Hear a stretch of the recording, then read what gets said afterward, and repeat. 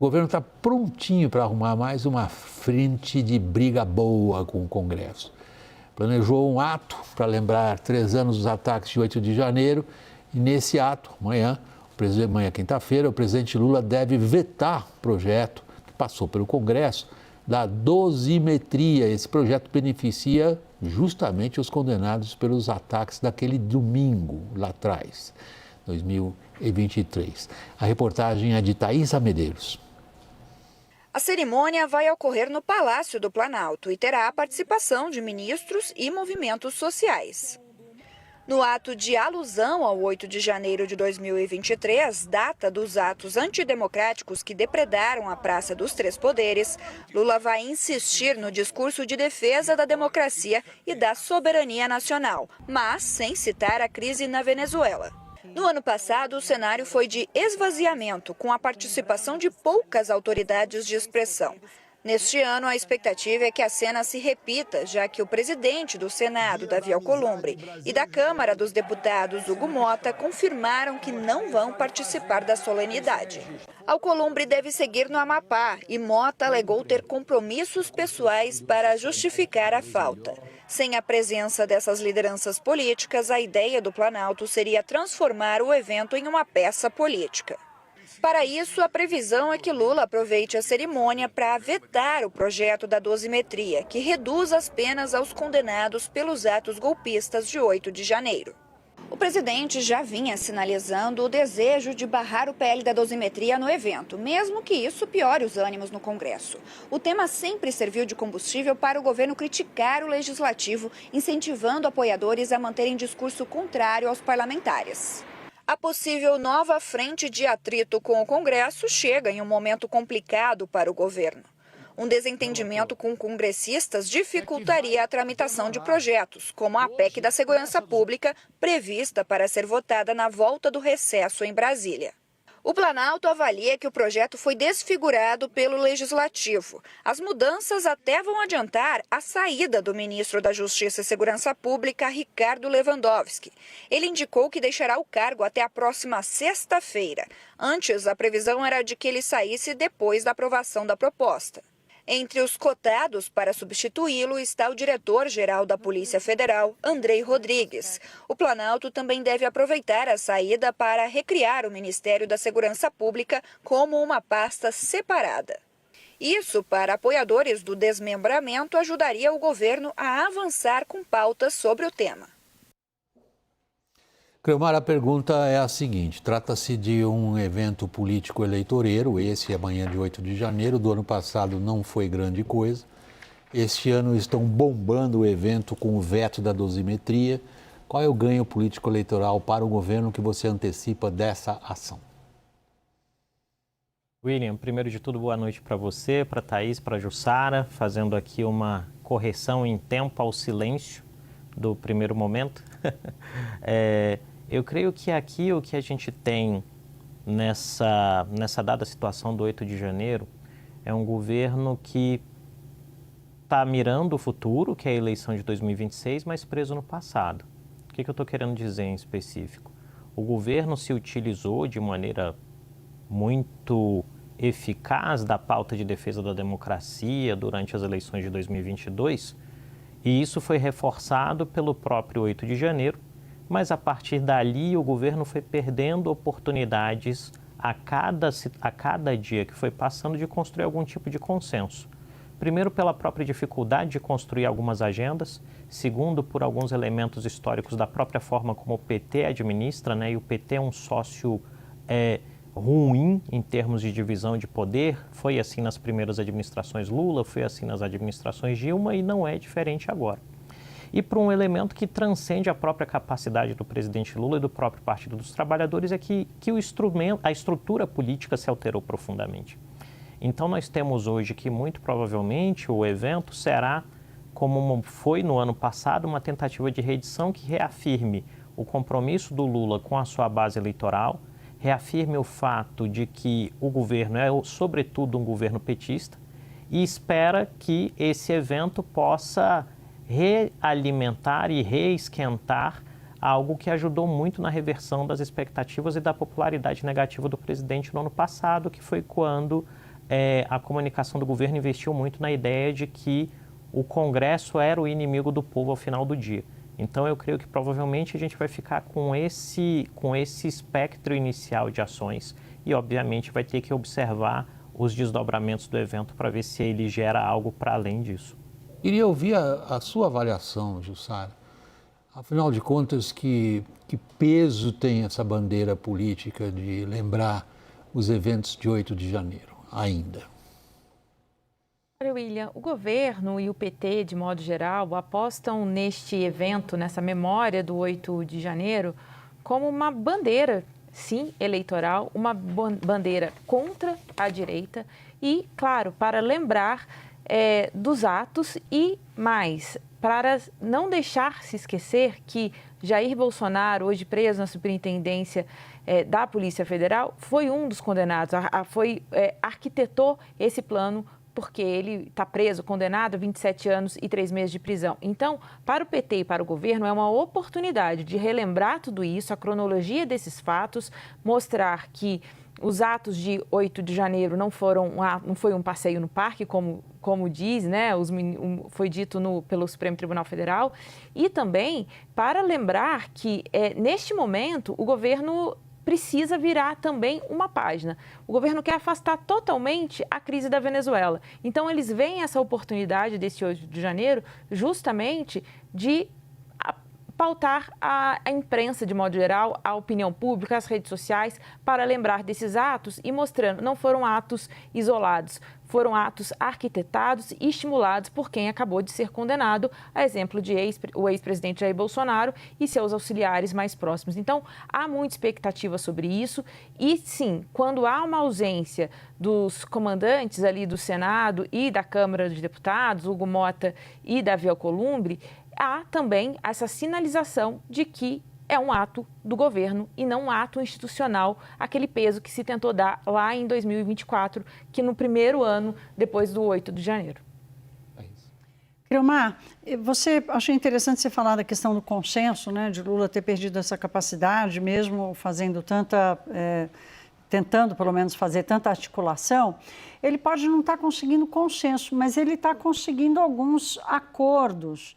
E ele tem dois interesses importantes no Congresso Nacional esse ano, que é a aprovação de alguma PEC da segurança, tentando resgatar ao máximo o seu projeto original, para ter alguma coisa para mostrar durante a campanha eleitoral desse tema que vai ser um tema núcleo aí da eleição.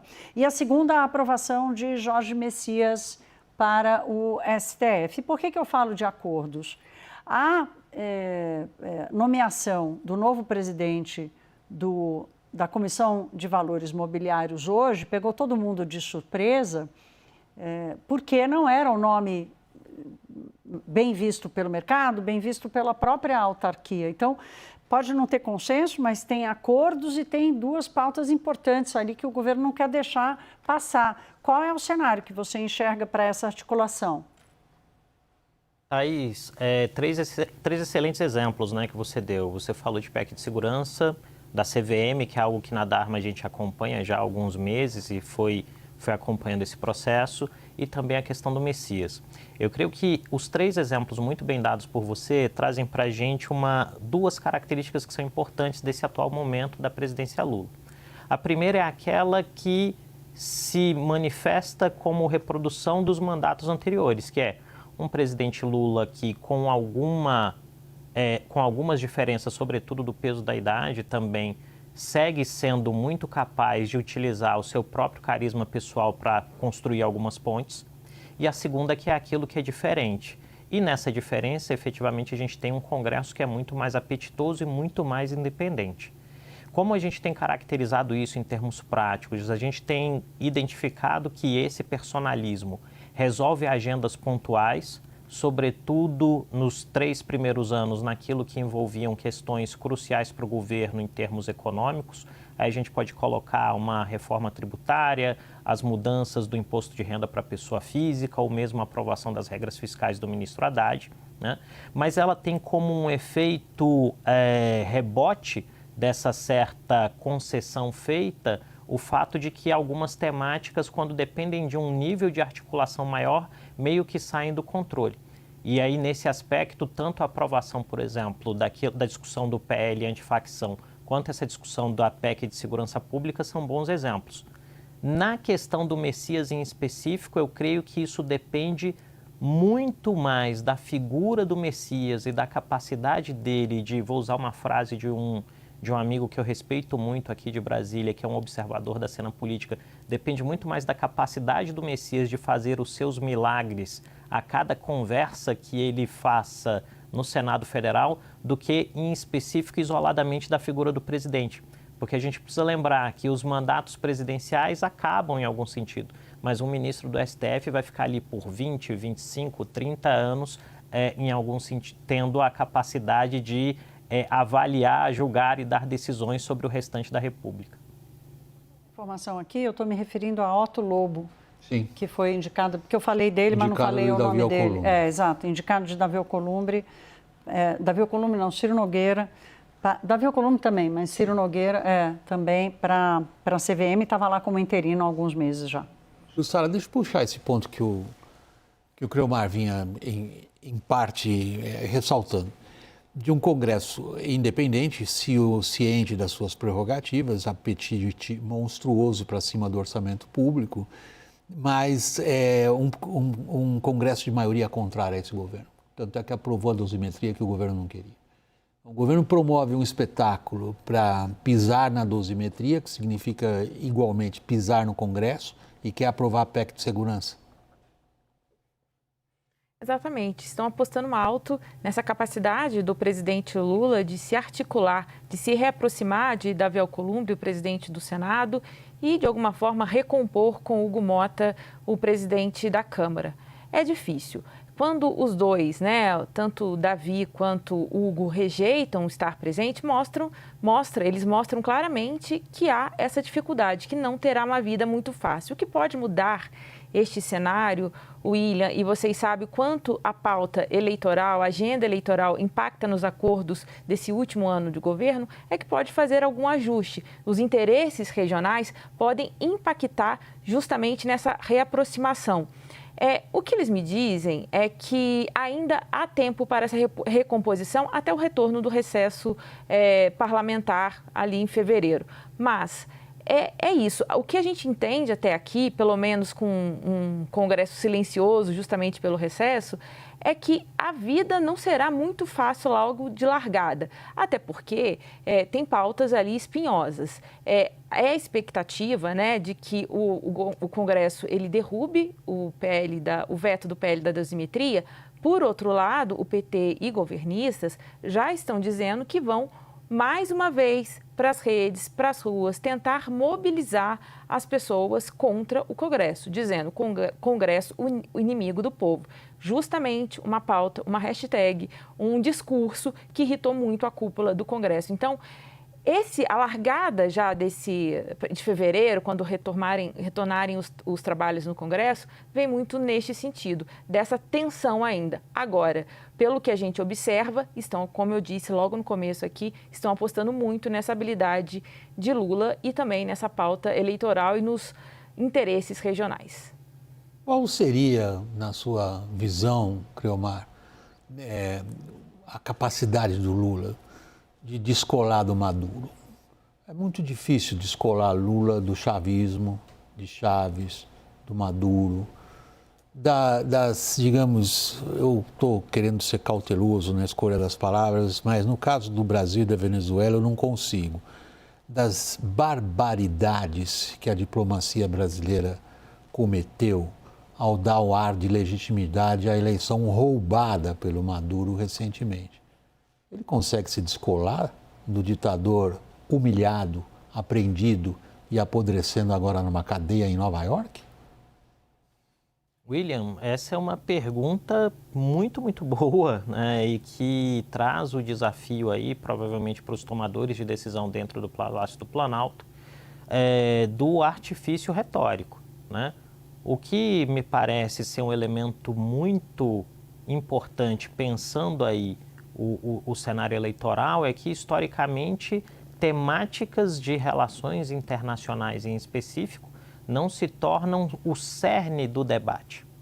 O dilema para o governo, de outro lado, é que nesta atual conjuntura política, o próprio governo passou a usufruir do discurso de um tema de relações internacionais, que é soberania, como um elemento de contrarresto a uma oposição que cometeu muitos equívocos ao incensar determinados atores estrangeiros a uma posição de ícones do que seria ser direita, por exemplo. O problema é, na atual conjuntura, enquanto o chavismo como regime político for o regime prevalecente na Venezuela, e isso em algum sentido for marcado por uma relação mais ou menos estável, isso quer dizer, a Venezuela não degringole nesse processo de transição que nem a administração americana parece ao certo saber para onde vai, o governo tem uma chance. O ponto é, trabalhando aqui numa espécie de um cenário com algum tipo de probabilidade, se a situação na Venezuela deteriora muito rápido e a gente tem, por exemplo, um novo acometimento de uma quantidade enorme de pessoas atravessando a fronteira, os danos disso tendem a ser muito bem aproveitados pela oposição e a situação do governo vai se complicando. Mas me parece que hoje o esforço é, em algum sentido, por rogar pelo fato de que temas de relações internacionais não são centrais num pleito eleitoral. E o Master, Thaís? Em que medida isso atrapalha o discurso político eleitoral? O Master ainda não bateu no Poder Executivo, né? Ainda está uma discussão muito ali na atuação do STF, do Tribunal de Contas da União. Hoje esse caldeirão esquentou muito e o ministro Jonathan de Jesus, que vem liderando aí esse processo de ataques contra o BC, sinalizou que vai recuar. A gente passou o dia inteiro aguardando uma decisão dele de recuo. Sairia hoje, ainda até o momento em que falamos não saiu. Exatamente. Até agora não saiu, mas a gente sabe que é uma decisão tomada porque o Tribunal de Contas, os seus pares, disseram a ele, olha, nós não vamos referendar esse processo que você toca, essa inspeção que você determina, porque isso está totalmente fora do escopo do tribunal. Enfim, isso de alguma forma gerou algum alívio em Brasília para distensionar um pouco, mas, William, esse caso está longe de estar esclarecido, né? Tem muita coisa ainda para sair. Tem a atuação do próprio Dias Toffoli no STF, que também tem causado constrangimentos, que também ainda não se posicionou. Não sabemos o que vai ser do processo que está lá, sob sigilo, com as decisões que ele tomou ainda. Agora, do ponto de vista do Executivo, eu acho que tem ali mais uma postura de espera para entender onde esse caso vai parar. E o quanto que isso, eu acho que aí o Cromar pode nos ajudar, como é que o Congresso vai pegar isso, se o Congresso pega e leva para frente ou se deixa para trás, porque vão querer tocar outras pautas, porque o Congresso vai voltar com uma pauta mais eleitoreira. E agora, o termômetro disso é o comprometimento e o quanto que a Polícia Federal vai conseguir avançar sobre aquelas figuras da República ou da política brasileira que estejam comprometidas no caso. A gente ainda não sabe quem são. Eu ia fazer essa pergunta também à Jussara. Você quer começar, Cromar, ou passa a palavra primeiro à Jussara? Não, acho que a Jussara pode falar primeiro, por favor. Jussara, como é que o Congresso quer pegar isso? A oposição, pelo menos, está com bastante apetite. Vê uma possibilidade de conseguir, de fato, instalar uma CPMI.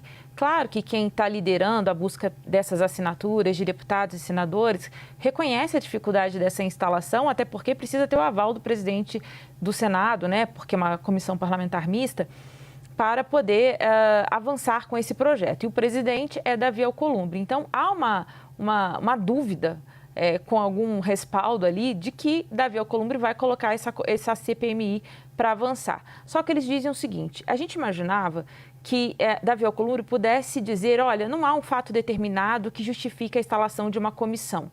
Com o caso de influenciadores, e inclusive a FEBRABAN também observando que há um volume expressivo de muitos perfis citando o caso Banco Master, inclusive, uma rápida pesquisa na internet, é possível ver que perfis que não falam absolutamente nada de economia, que não cobre política, tratando do Banco Central e do caso do Banco Master, isso levanta uma suspeita. A gente falou aqui ontem que influenciadores disseram ter sido procurados por agências para, em troca de dinheiro, pagamento, criticarem a liquidação do Banco Master pelo Banco Central. Então, tudo isso levanta uma suspeita. Há, sim, uma percepção da oposição que isso aumente a temperatura. Inclusive, parte da oposição avalia que essa questão dos influenciadores podem ter justamente ajudado a reforçar esse recuo, né, esperado do relator Jonas de Jesus do TCU, que deve aí suspender a inspeção do Banco Central. Leomar. William, a frase que eu ouvi sobre Master ao longo dos últimos dias, e se eu não me engano até conversei um dia com a Thaís no telefone sobre isso, muito rapidinho. Agora vocês vão ter que contar, vocês vão ter que contar como é que foi essa conversa. Eu não estava lá, eu quero saber. Foi logo no início, Mas a frase era a seguinte, que no caso do Master, se você balançar a jaqueira, cai goiaba, né?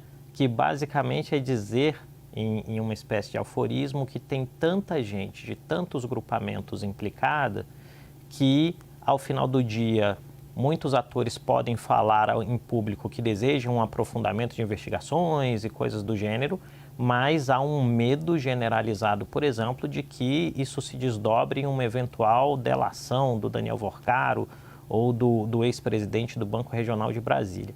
Isso tem feito com que nós observemos os desdobramentos do Master em 3 camadas de risco.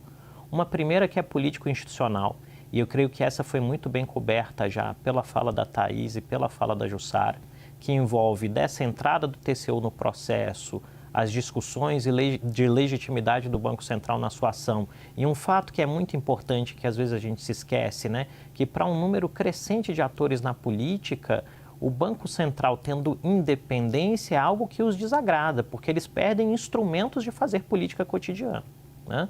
Uma segunda camada daí derivada, que eu acho que dialoga com essa primeira, é a regulatória jurídica, onde, dentre os argumentos que avaliam essa capacidade do Banco Central de designar, de determinar a liquidação do Master, surgem desde falas de foi muito rápido ao porquê demorou tanto. E isso traz implicações para o próprio papel do banco dentro dessa dinâmica. E a terceira, que eu diria que é uma camada social, vou me aproveitar da fala da Thaís logo no início, né? Da resposta dela sobre isso, em que ela disse que ainda não fervilhou para as pessoas.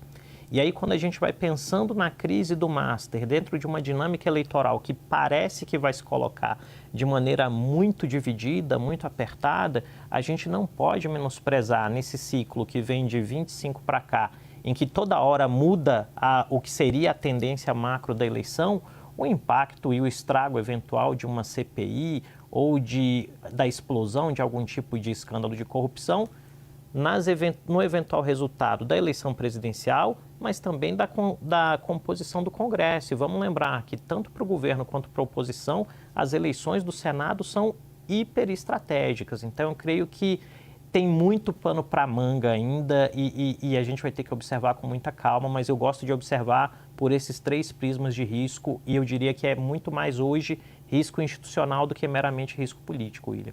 William, o Fernando Nakagawa preparou hoje uma linha do tempo muito interessante, não sobre os acontecimentos envolvendo o Master, mas sobre fatos em Brasília, encadeados, que todos a favor do Banco Master, de alguma forma tentando proteger o Banco Master e já atacar o Banco Central.